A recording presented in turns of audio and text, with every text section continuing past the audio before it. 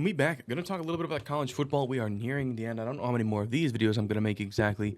But what's important is we're nearing the draft. We're nearing the combine. But I want to talk about a couple things. One report that came out the other day, Bill Belichick CCing or making a request that his girlfriend be on all his emails. Really weird. Definitely not something we've seen before. I imagine it's more just for her handling his PR and his socials and helping with the recruiting through that way, which I guess makes sense, right? He's 72 years old. I'm sure he doesn't have an affinity for social media. Again, I think the email was on like interview requests, so maybe she handles PR. It's probably really different. She's probably helping him. But yeah, I mean, obviously it'll be interesting to see what happens with a lot of guys that are getting drafted. Obviously, Big 12 Pro Day is happening in a couple weeks.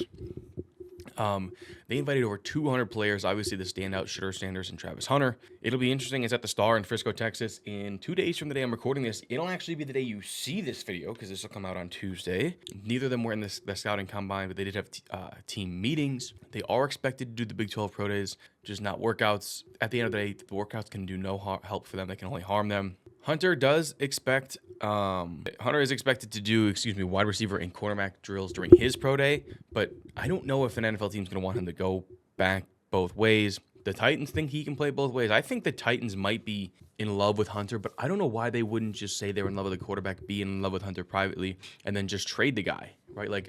Or trade that pick so that way you get the pick, right? Obviously, Shedeur Sanders, Cam Ward going to go 1-2. Ward probably goes 1. Sanders probably goes 2. I just can't see them not drafting him. And so at the end of the day, if that's the case, and that's reality. But to me, what I wanted to make this video about,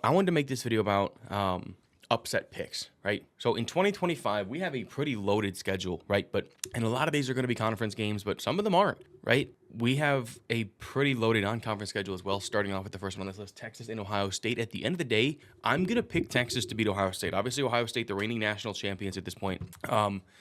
They're losing a lot, right? Losing both their coordinators, a lot of weapons on both sides of the ball. And even though Texas does lose Quinn Ewers, we've seen Arch Manning, CJ Baxter's coming back, Ryan Wingo. Like, they're bringing a lot of back on defense with Michael Affe, Ethan Burke, Anthony Hill. It's going to be in Columbus, so it's going to be tough. Obviously, I think Ohio State's going to be the favorite. But I think Texas pulls off a massive upset. Next up, going to the ACC. Listen, I think Georgia Tech has a chance to upset Clemson.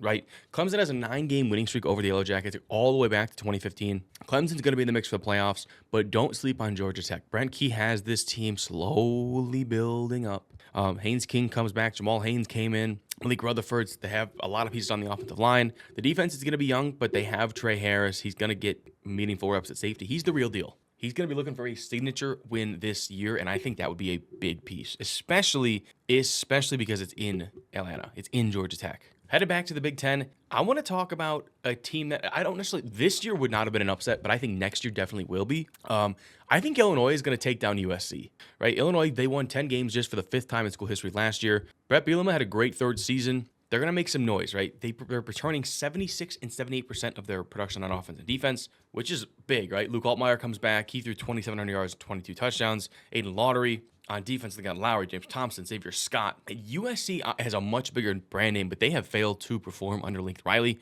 They are 26-14. They're going to go Jaden Mayava at the starting quarterback position, but they're just returning to 46% of his returning production. Give me Illinois over USC. Speaking of another big upset, I know we just said Texas is going to beat Ohio State, and I believe in that.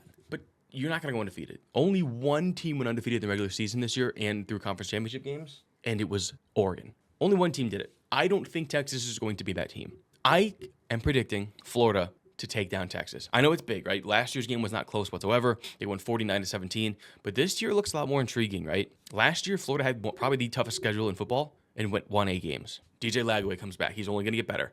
Jaden Baugh, Eugene Wilson, defensively, George Gums, Tyree Sapp, Caleb Banks, Jordan Castile, Bryce Thornton, Devin Moore, Sharif Denson. And they get this one at home, right? It's going to be a tough place for Arch Manning to come in and play. I think they win this, Florida, and I think it's close, but I think it's going to be a shootout, and I think it's a critical win in a critical year for Billy Napier in Gainesville. This one is not a homer pick. I promise you it's not a homer pick. Not at all. 16 years. It's been 16 years. That's how long it's been since Kansas beat Kansas State in football. They got close last year, and they got close the year before. This is the year they break through. Brand new stadium, the new booth. It's not technically fully done, but it's damn near done.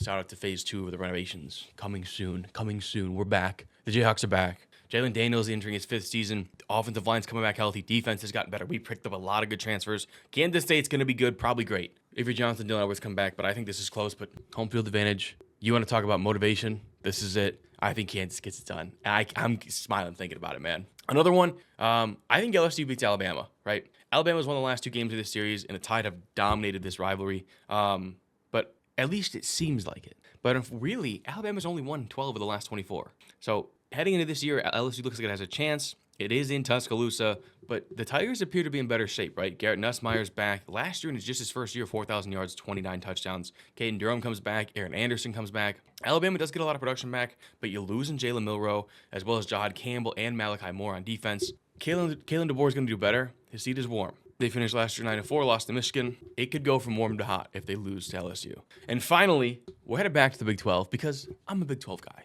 right? It's so sad to see what's happening to college sports and college athletics in general, but the Big 12 is, unfortunately, no better than the 3rd conference right now. But what's important, I think Colorado is going to take down Arizona State. I know this is a interesting pick because, yeah, right, obviously Deion Sanders entering year 3, having to replace Shedeur Sanders and Travis Hunter. But they do get back a lot of offensive linemen, including Jordan Seaton, and Cash Cleveland. They bring in Zy Chrysler and Aki Ogunbiwi. I don't pronounce his name. Julian Lewis is probably going to start. If it's not him, it's going to be Caden Salter. Jaheim Motes, Martavius French, Kylan Salter all go to the defense. Arizona State's going to be the team in the Big 12 this year, right? They're going to have the target on their back, and they are bringing back 80% of the production, right? But you are losing Cam Scatterbo, but you are bringing back Sam Levitt, Jordan Tyson, Jamon McTire. They're probably going to be in the Big 12 title, but I think they're going to stubble late November. And again, at the end of the day, maybe we'll see some tiebreakers. But yeah, this is all I wanted to talk about. I think the Big 12, college football, the Big 10, the SEC, the ACC, all 4 of the power conferences. And then after next year, the Pac-12 is back. And you know what? I don't give a fuck what people say. I'm going to treat the Pac-12 like a power conference. So sue me. However, if you enjoyed this, make sure to comment down below. Make sure to comment down below any upsets you think are going to happen this year, and or if you agree with the upsets that I had. Make sure to like and subscribe. And YouTube thinks you're going to like this video. Find out if they're right.